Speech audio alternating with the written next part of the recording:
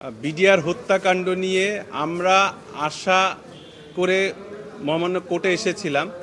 সেই সময়ে সরাসরি সরকার পতনের পরপরই আমাদের যিনি স্বরাষ্ট্র উপদেষ্টা আছেন উনি মিডিয়ার সম্মুখে বলেছিলেন একটি তদন্ত কমিটি গঠন করা হবে এবং তদন্ত করা হবে। সেই আলোকে আমরা তাদেরকে একটা লিগ্যাল নোটিশ দিয়েছিলাম ইনিশিয়ালি এবং সেটাকে ডিসপোজ অফ করার জন্য একটা রিপ্রেজেন্টেশন দিয়েছিলাম।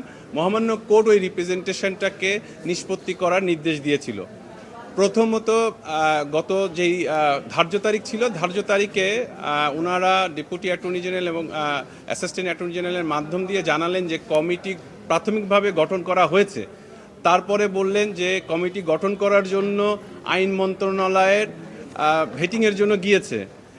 আজকে যেই চিঠিটা ওনারা দিয়েছেন, অর্থাৎ আমার যে রিপ্রেজেন্টেশনটা ছিল সেটা অ্যাপ্লিকেশনটা নিষ্পত্তি করেছেন এই মর্মে যে বিডিআর হত্যাকাণ্ডের 2টি ক্রিমিনাল মামলা চলমান এবং সেটা মহামান্য সুপ্রিম কোর্টে চলমান অবস্থায় আছে।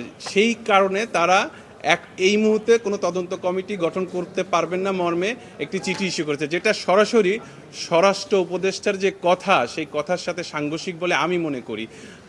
প্রাথমিকভাবে আজকে কোর্টে এটা ওনারা এভিডেভিট করে জমা দেন নাই, আমাকে যে পিটিশনার হিসেবে একটি সাবমিট করেছেন, সাথে সাথে কোর্টকে অ্যাওয়্যার করেছেন বিষয়টা নিয়ে। কোর্ট আমাকে যেটা বলেছে আইনগত বিষয়টা দেখার জন্য এবং সাথে সাথে কোর্টও এই বিষয়টা দেখবে এবং ডেপুটি অ্যাটর্নি জেনারেলকে নির্দেশ দিয়েছেন তাদেরকে দেখার জন্য। আমরা পরবর্তী 5ই জানুয়ারি এটা শুনানির জন্য রাখা হয়েছে। আমরা পরামর্শক্রমে অর্থাৎ সিনিয়রদের পরামর্শক্রমে আমরা আসব। আমার যেটা প্রাথমিকভাবে যেটা আমি বলতে চাই সেটা হচ্ছে যে যখন এই রিট পিটিশনটা দায়ের করা হয় এই ইস্যুটা উঠেছিল যে ক্রিমিনাল মামলা চলমান অবস্থায় কোনো ধরনের করা যায় কিনা, তখন আমরা বলেছিলাম যে এটার প্রিসিডেন্ট আছে। বঙ্গবন্ধু হত্যাকাণ্ডের জন্য এরকম একটা রুল ইস্যু করা হয়েছিল, কমিশন গঠন করা হয়েছিল। তাহলে আমাদের এখানে অ্যাডমিনিস্ট্রেটিভ কোনো ইনকোয়ারি করতে কেন বাধা থাকবে? কারণ এটা তো ওই ক্রিমিনাল মামলার সাথে সরাসরি কোনো ব্যাপারে না। এই এই এই এই এই ইনভেস্টিগেশনের সাথে বেরিয়ে আসবে এমন কিছু তথ্য, যেই তথ্যগুলা হয়তো বা ক্রিমিনাল মামলার সাথে সংশ্লিষ্ট না, এটা ঐতিহাসিক কাজেও লাগবে। তাহলে কেন ওনারা, আমি জানি না কেন ওনারা এই কমিটি গঠন থেকে পিছিয়ে আসলেন। তো আমরা আসলে অনেক আশা করে ছাত্ররা, জনতা স্বৈরাচারী সরকারকে রক্তের বিনিময়ে তারা নতুন সরকারকে দেয়। এই সরকারের প্রতি আমাদের প্রত্যেকের অনেক আশা আকাঙ্ক্ষা ছিল এবং এখনও পর্যন্ত আছে।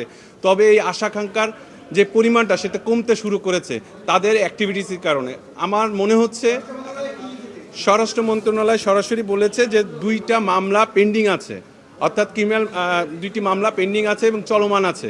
সেই চলমান থাকা অবস্থায় তারা এই সময়ে কোনো ধরনের কমিটি গঠন এখন পর্যন্ত করবেন না বলে সিদ্ধান্ত গৃহীত হয়েছে।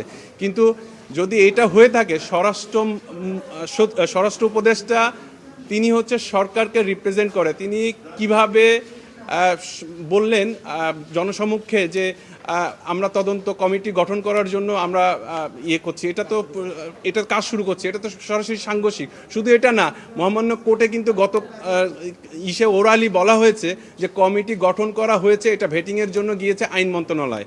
সো এই প্রেক্ষাপটে মানে আইনগতভাবে যদি কোনো বাধা থাকে সেটা আমরা কোর্টে দেখব, কিন্তু কমিটি একটা গঠন হয়ে অ্যাডমিনিস্ট্রেটিভ তদন্ত হতে পারে না, এটা আসলে মেনে নেওয়া যায় না।